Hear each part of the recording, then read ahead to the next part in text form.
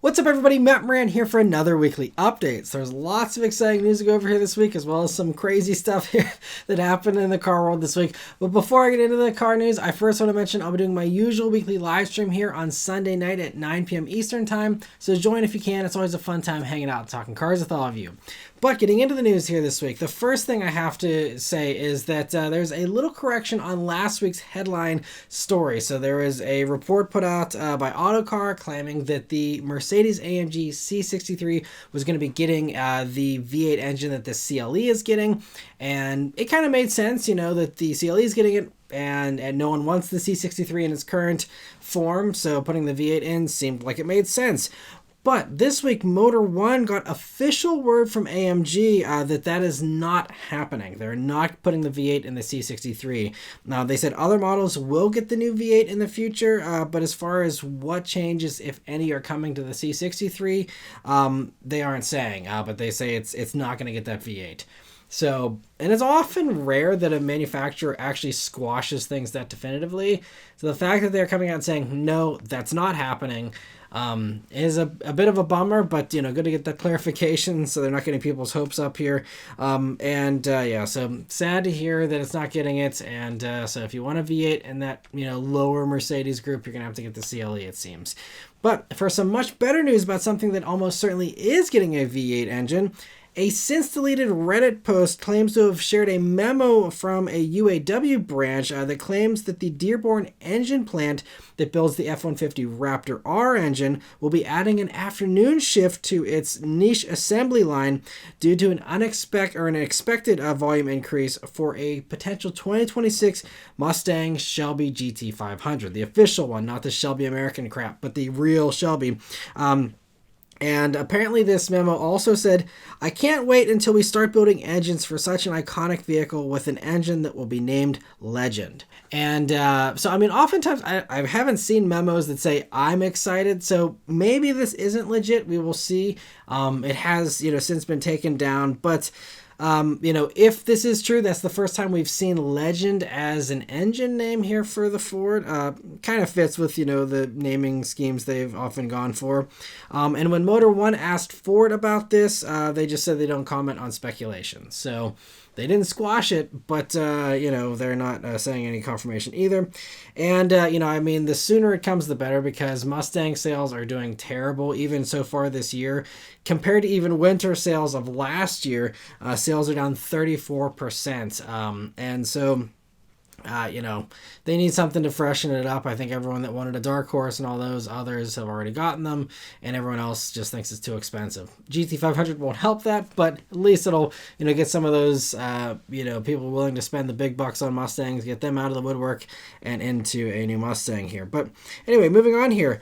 Volkswagen has revealed the ID Everyone this week, which is a concept that closely previews the ID1 coming in 2027 that'll start at just over $21,000 if it were to ever come to the US, which seems unlikely, unfortunately. But it's about 16 inches shorter than a Golf GTI and claims to have as much interior space as the Polo that's over in Europe there. And speaking of that interior, it's the first Volkswagen to use Rivian software, and thankfully it also includes a small gauge cluster and real buttons there on the steering wheel. It's front-wheel drive with a small motor that does just 94 horsepower and a top speed of only 81 miles per hour, which certainly would hurt it on American highways here. Battery size wasn't revealed, but they claim at least 155 miles of range on the easier WLTP test cycle. And obviously, I mean, all those specs right there tell you why it's most likely not coming to the States. It would be cool, though. I mean, this is why I love my little Fiat 500e, you know, same kind of, you know, fairly low horsepower, about 150 miles of range. You know, it's enough for most people, but, you know, obviously they're not selling very well with the Fiats. And so I think Volkswagen would be wise to obviously not offer it as much as it'd be cool to see. I'm just hoping we get the ID2 here, which is, you know, a little bit bigger, a little more powerful, a little bit more range, but does kind of fill that, you know, very affordable EV slot there for Volkswagen still. And that one, the ID2, is coming next year for Europe. we'll see what happens. I don't think they've said definitively here for the States yet, but we'll keep our fingers crossed. But very cool to see that ID everyone. Volvo this week has fully revealed the 2026 ES90, and they claim it's technically not a sedan or an SUV, but I'm just going to go ahead and call it a sedan because that's what it's closest to, in my opinion at least, and I think it looks great. Let me know what you think about it in the comments. It does have a nice large liftback with 17.5 cubic feet of space, and the interior is also more spacious than the old S90. Up front, you'll see the 14.5-inch touchscreen running Android automotive software with Google built in, along with a 9-inch digital gauge cluster, thankfully.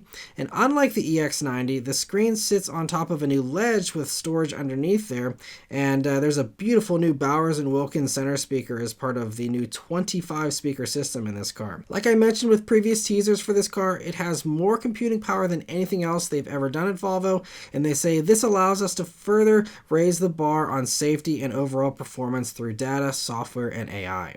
The powertrain's electrical system is also advanced even beyond the EX90, with an 800-volt architecture that can hit 350 kilowatt for its peak charge rate, 100 kilowatts more than the EX90, with a 10% to 80% charge taking just 20 minutes and adding 186 miles of range in just 10 minutes. The biggest battery pack is a 102 kilowatt usable pack that can do 435 miles of range on the easier WLTP test cycle and is the most aerodynamic car they've ever done. A smaller 88 kilowatt hour usable battery comes on the base rear-wheel drive version, and that'll still do 400 miles.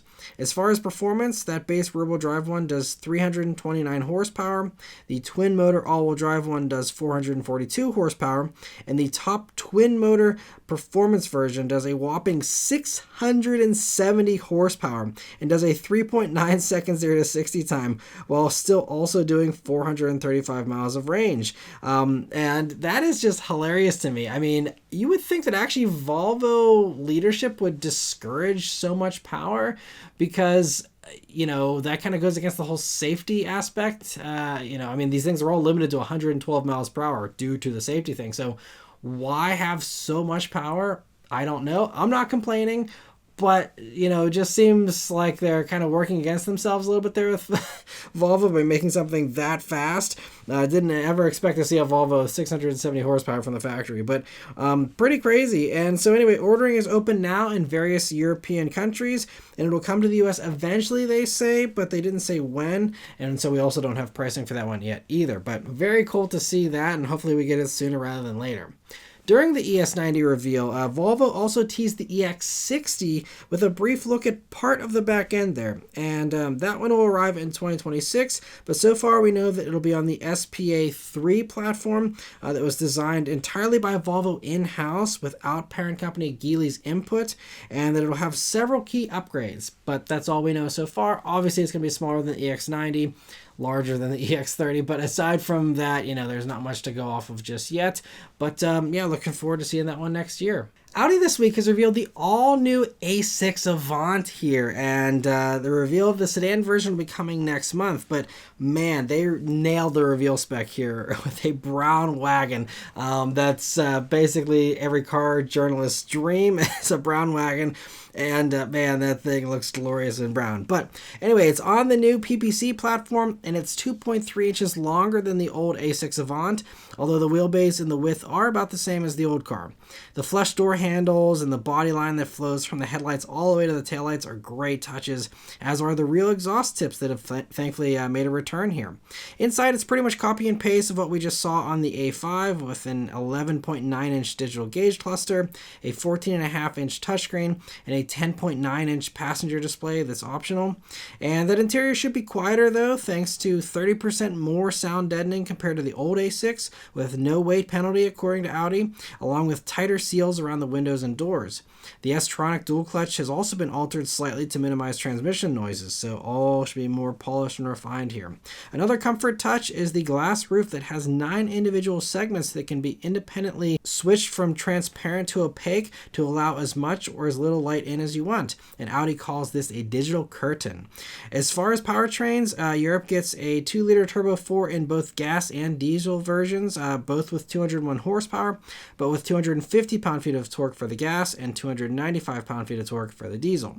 There's also a 3-liter turbo V6 that does 362 horsepower and 406 pound-feet of torque and is aided by a 48-volt system. That one will do a 4.7 second 0 to 60 time. Handling wise, there's available rear wheel steering, adaptive air suspension, and on the V6 version you can get the Quattro Sport rear diff for torque vectoring. Ordering opens this month in Europe starting at 58,000 euros, and it seems very unlikely that we'll get it here in the States, sadly, other than maybe a future RS Avant, possibly an all-road version, stuff like that. We'll have to see. Maybe they'll find the courage to send the other wagons. I mean, there's even like the A5 wagon that we just saw recently that looks gorgeous. I'd love to see all these wagons come to the States. We'll probably get basically none of them, but we can dream. So anyway, but very cool to see that for the rest of the world at least. Another vehicle that got longer this week was the Cadillac Escalade IQ with a new IQ L variant that they've added here. So the wheelbase is the same, but it does get an extra 4.2 inches of length, which doesn't sound like much, but this now makes it longer than all the gas-powered long wheelbase SUVs from the big three, only being shorter than long wheelbase versions of stuff like Bentleys and Rolls-Royces. So that extra length interestingly went mostly into a roomier third row instead of more cargo space, only adding half a cubic foot of cargo space with the third row up. That third row, though, does get over 4 inches of extra legroom and an extra inch of headroom as well. And because of that extra space, if you drop those third row seats, you do get 6.3 cubic feet more cargo space than the non-L version that way. Part of that extra cargo space and headroom also comes from the more upright D-pillar and tailgate and a roof that's flatter. Along with those changes, there's a completely new C-pillar design there too, and all combined, it should have a much better amount of visibility there in the rear as a result. Everything else is carryover, including the huge 205 kilowatt hour battery with its 460 miles of range, 750 horsepower, magnetic ride control 4.0 with adaptive air suspension, and massive 55-inch curved display. Surprisingly, the extra space only costs $2,705, making it a no-brainer upgrade since it's not like the regular version is much smaller anyway. So I'm not sure why they even bothered with the shorter version, because it's a gigantic Escalade. They're both super expensive, and this is hardly any more expensive. Why not get the extra space? I don't think anyone buying these is like, you know what, I can't handle another 4.2 inches of length. I gotta call it quits and just go for the small one. And no one else has also been like, you know what, I better save $2,700 when I'm spending, well over 6 figures. So, I don't know. I mean, I guess they figure there's a market for both of them, but I just don't see it. I think, one or the other would have been fine, and preferably the larger one because, bigger is better, of course. So anyway, it'll start at $132,695 when it begins production in the middle of this year, and it'll be available in the US, Canada, and a few global markets, they say. So interesting to see that. Honda has announced that there's power and range improvements for the 2025 Prologue this week. And the improvements also come at no extra cost other than a destination fee that's just $55 more expensive than last year. For the front-wheel drive versions here, you get 8 more horsepower and 7 more pound-feet of torque for totals of 220 horsepower and 243 pound-feet of torque. And range for those ones goes up by 12 to 308 miles of range now. All-wheel drive versions get even larger gains of 12 horsepower and 25 pound-feet of torque for totals of 300 horsepower and 355 pound-feet of torque now. So nice little bit of extra punch. And their range is also up 13 miles to 294 miles of range now on all of them except the top Elite version. That one only does 283 miles of range due to its larger wheels, but that also is 10 more miles than you got on last year's Elite version. And it's already at dealers now, and with those looming tariffs that I'll talk about here in a few minutes, I wouldn't wait if you want one. Get it immediately. I wouldn't wait a single day, especially if you want the tax credit as well. And anyway, also impressive is that Honda notes that in the fourth quarter of 2024, it was the best-selling non-Tesla EV in America, and is a far bigger hit than I think any of us expected, including Honda. I mean, even outsold all the GM EVs. So really, Prologue, I think, clearly they had the right, tactic of doing the more subdued styling compared to the wilder stuff of the Chevy, or maybe it's just that everyone wants CarPlay, which the Prologue has, and the Chevys don't. I don't know, but for whatever reason, Honda's raking it in with the Prologue, and I'm happy to see it. And so, yeah, very interesting to see those new changes here for 2025. Mercedes this week has teased the new electric GLC called the GLC with EQ technology. I don't know why they don't just call it the GLC-E or the GLC-EQ. Anyway, Mercedes has confirmed that even though we didn't get the last EQC, we will get this one here in the States, and it's all new. It uses new motors, with the rear one being developed in-house with a 2-speed transmission, and it sits on an 800-volt platform for peak charge rates, they say, of over 320 kilowatts. The top battery will have higher energy density thanks to new cells with anodes that use silicon oxide blended into graphite. Another development is a new braking system for Mercedes that combines the booster, master cylinder, and ESP system all into one module. And that was an important thing for them to test here in the cold weather of Sweden, where it was photographed. And, you know, of course, they say it performs very well and all that. But Mercedes hasn't revealed when it'll debut fully, but it is, you know, just wearing a camo wrap here and otherwise looks production ready. So I'm assuming we'll get a full reveal at some point this year. But, yeah, very nice to see that, and looking forward to seeing the final product there. Alpine this week has been doing their own winter testing of their new EV crossover, this one called the A390, and technically they're calling it a sport fastback according to Alpine, not an SUV or whatever, but anyway, this one should be higher performing with a tri-motor setup, but we don't have performance specs for that just yet, but we do know that it'll debut on May 27th in France, and although Alpine had previously planned to bring us some electric crossovers eventually, I believe starting around 2027 or so. I'm not sure if this one will come to us or not. We'll just have to wait and see. And of course, again, I'm sure all these car companies have no clue what they're going to do as far as future plans, again, with the chaos of tariffs and, are they happening, are they not happening, and all that. So I wouldn't expect any kind of announcement anytime soon about U.S. availability for any of this foreign stuff. But anyway, interesting to see that. Jeep has also teased the next generation Compass again, this time showing off blurry close-up shots of the front end and the back end. And as you can see, they show a very flat grille, boxy headlights, and interesting taillights. Beyond that, we're also surprised with a sooner than expected reveal, with Jeep saying it'll debut this spring, which is a shock because this was supposed to originally not come until 2027.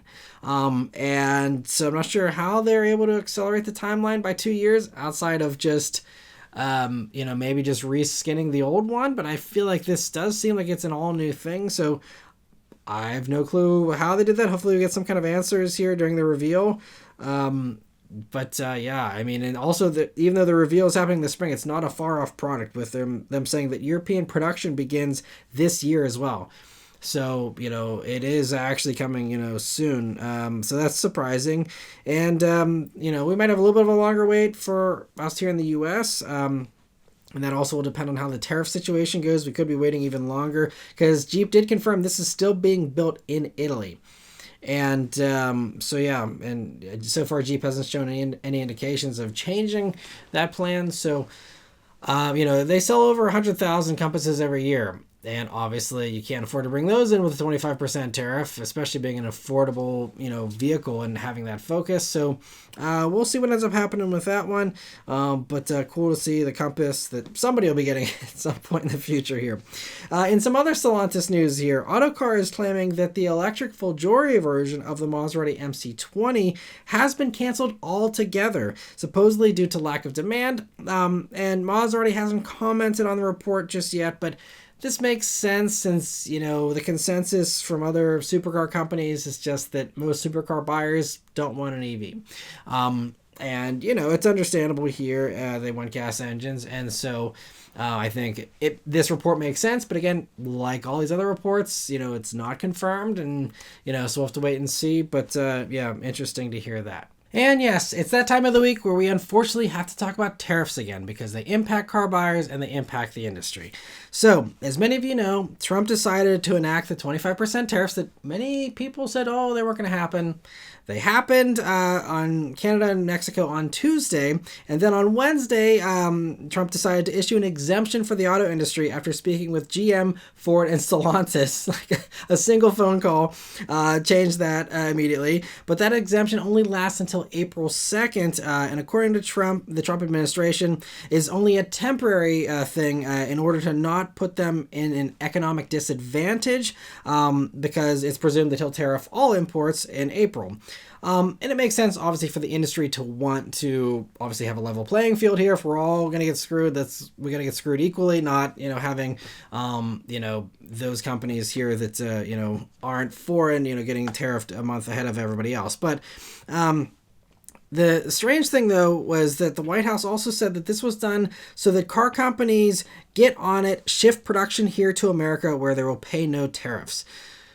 But obviously no one can shift their entire, production line, their entire supply chain, all of these things in even a year, let alone a month. So this still seems to just be delaying stuff for no reason, or they're just never going to do them at all. And this is all just BS. But a month doesn't really help anybody, aside from, again, that level playing field.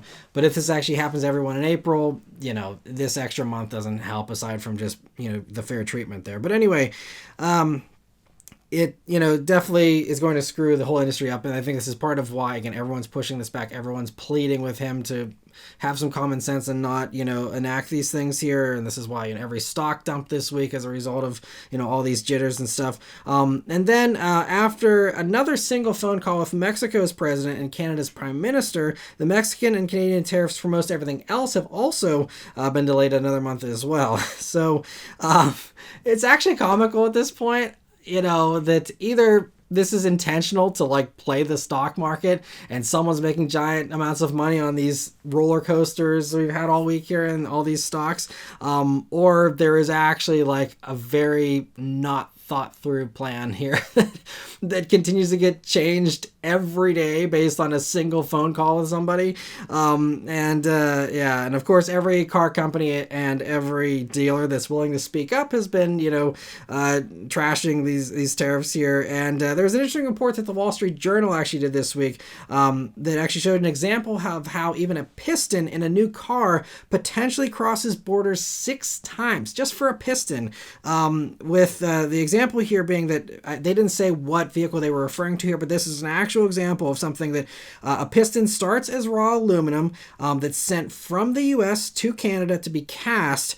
Then the cast goes to Mexico to be refined and completed, and then goes back to the US to be installed into an engine, and then that engine goes back to Canada to be installed in the vehicle, and then finally that vehicle crosses Canada back into the US to be sold.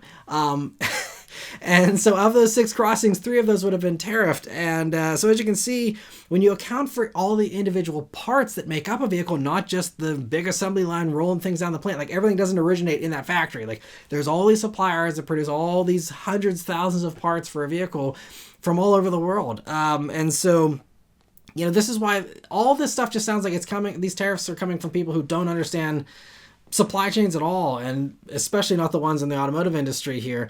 Obviously, yes, crossing 6 different times for a single piston sounds like overkill, but again, these lines have been like this for years. It's very complicated, and you can't just build a new piston place that does everything as a one-stop shop and do that overnight. It's obviously, if they would have done it sooner, because obviously that's not efficient.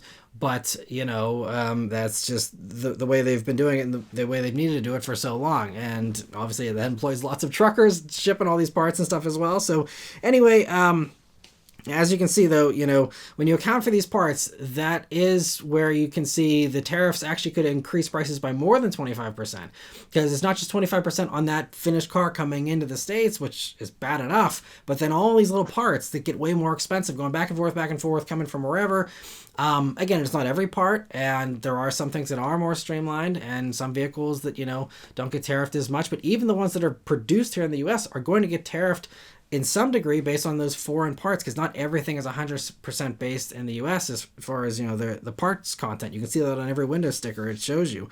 And so, yeah, and also, it's not to mention, Canada and Mexico rightfully doing retaliatory tariffs. That could increase the prices of all these things as well as they're doing border crossings. And so, also, the last thing, everyone's saying, well, I'm not buying a car, it doesn't affect me. This is going to affect your car insurance rates as well, because parts get more expensive. That means fixing a car gets more expensive, and therefore everyone's insurance goes up to protect against that, threat of extra high prices for parts. And also parts availability, whenever this whole supply chain, falls apart due to these extra costs and people stopping production and stuff, it could wreak havoc on the insurance industry as well. So, I mean, that's the other thing that, is going to affect everyone, even if you're not in the market for a car. So, anyway, that's the state of affairs right now. We have another month, and we will see what happens in April. But man, talk about I feel so bad for every single person in the auto industry that probably hasn't slept a wink since this crap started. Man, it's insane. And also, speaking of stressed auto industry executives, Honda unfortunately got caught up in the political drama by no fault of their own this week when Trump claimed during his speech to Congress this week that already numerous car companies have announced that they will be building massive automobile plants in America, with Honda just announcing a new plant in Indiana, one of the largest anywhere in the world. And then a Honda spokesperson told the Indiana Business Journal in a written statement Wednesday that while Honda did not announce plans for a new plant in the U.S. at this time, we have invested over $3 billion in advanced vehicle manufacturing in America in just the past 3 years under Biden, with a cumulative total of more than $24.7 billion. So now even Honda is stuck in the uncomfortable position of having to fact check someone who really doesn't like to be fact checked.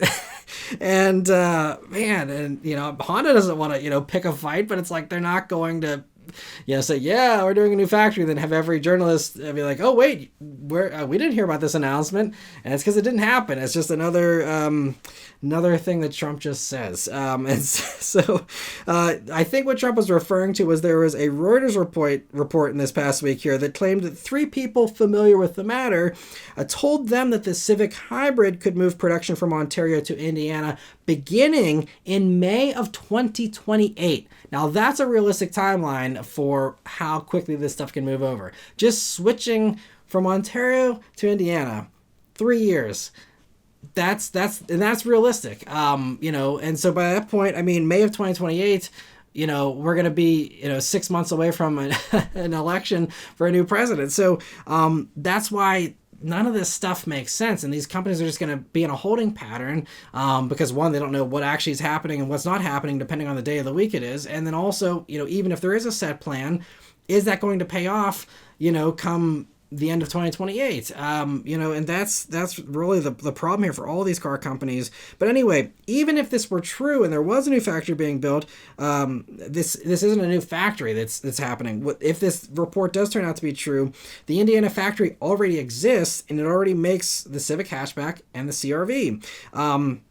So this honestly could just be suggesting that maybe all Civic production goes hybrid in 2028. And so therefore, this Civic hatchback that's already built in Indiana, the hybrid version would move to Indiana. And just because that's where they'd be building all of them, and they do something else with Canada, again, depending on what happens there. And also, if this were to happen, I'm sure that Honda would have let the cat out of the bag if this was part of the plan, because I'm sure they would much rather have just said, yeah, we are doing that, and just announced it earlier instead of having to, fact check the president and say, actually, you're wrong. So anyway, safe to say this is not happening. There's no new factory going up in Indiana, at least for the time being here. And since facts do matter, and I clearly follow car news, I could be wrong, but I'm pretty sure I haven't seen a single announcement of any new car manufacturing facility or parts manufacturing facility for cars since Trump took office. Maybe I'm wrong. Feel free to correct me in the comments if I am, but I did some research and I looked around. I did not see a single announcement. I haven't come across it doing the weekly updates here of a single announcement. Trump says there's a bunch. There aren't.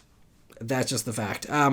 So anyway, sorry to get political, but again, this is whenever now we have to fact check this stuff as well, and Honda has to come out and say, actually, this isn't happening, and squash rumors that the president is starting.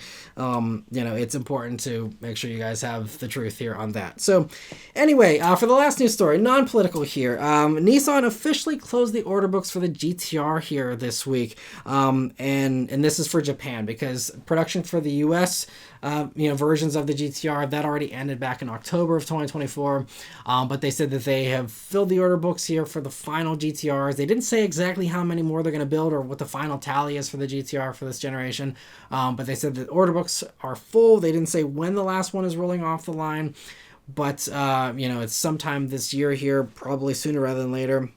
But I do hope they have a special ceremony for the last one to give it a proper send-off here. And I will save my cheers for the final GT-R once it does finally actually roll off the production line there. But so sad to see the GT-R winding down here to an end. And, we'll see. Hopefully Nissan lives to see a new generation of the GT-R. Obviously, they have bigger fish to fry right now. Don't expect anything anytime soon. We saw the concept, of course, and hopefully we see, something production wise, maybe in the 2030s from that, but it's gonna be a long wait. So it's really sad to see such an iconic vehicle go after a long time, about 18 years now almost, for the GT-R. So cheers to the GT-R. And lastly, I want to thank all of you that are members of the Maran Motoring Club. So we did have a few new members that were able to join this past week thanks to the very generous membership gifting that was done by Grand Admiral Thrawn in last week's live stream. So huge thanks to you for your generosity, Grand. I really appreciate it. I know that those new members are able to join and rejoin. Also very much appreciate that generosity as well.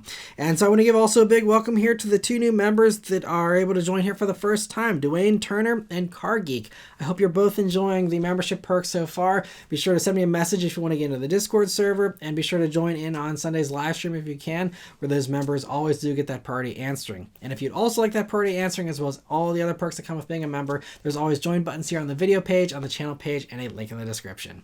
But anyway, thank you all very much for watching. Let me know your thoughts on all this stuff in the comments below. Please leave a like and subscribe to keep these videos coming, and I'll see you guys in the next one. Take care.